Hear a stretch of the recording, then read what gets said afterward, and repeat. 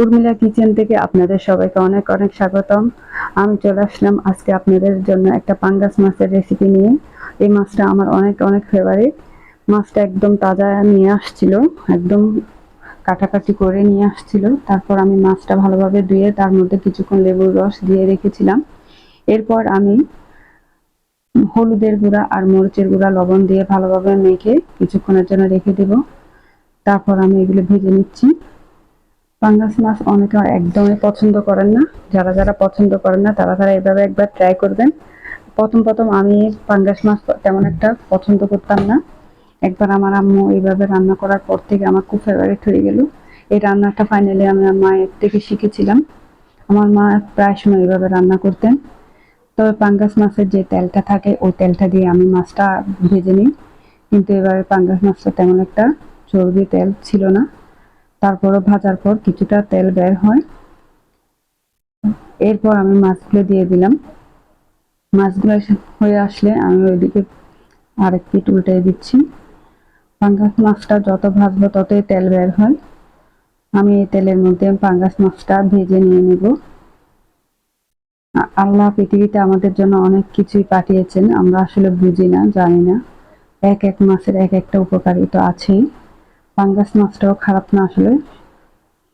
পাঙ্গাস মাছটা আমি এই পর্যায়ে উঠিয়ে নিয়েছি, আরো কিছু ছিল তাও আমি ভেজে নিচ্ছি। পাঙ্গাস মাছটা রান্নার জন্য যে রেসিপিটা আমি দেখাচ্ছি এভাবে রান্না করলে আপনাদের একদম গন্ধ বা কোনো রকম মুখের মধ্যে বিষাদ লাগে না। এটা রান্না করলে আপনি বুঝবেন না যে পাঙ্গাস মাছ খাচ্ছেন নাকি বোয়াল মাছ খাচ্ছে, এটা বোঝাই যায় না। তাই আমি তেলটা দিয়ে দিলাম। তেলটা আগে থেকেই ছিল পাঙ্গাস মাছের, আমি আর কোনো তেল দিই নাই। তার মধ্যে আমি পেঁয়াজটা দিয়ে দিলাম।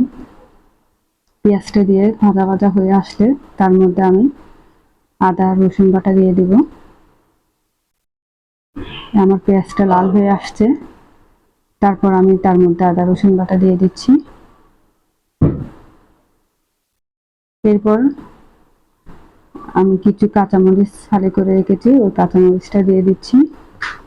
তারপর আমি গুঁড়া মরিচ দিয়ে দিলাম, হলুদের গুঁড়া দিয়ে দিচ্ছি।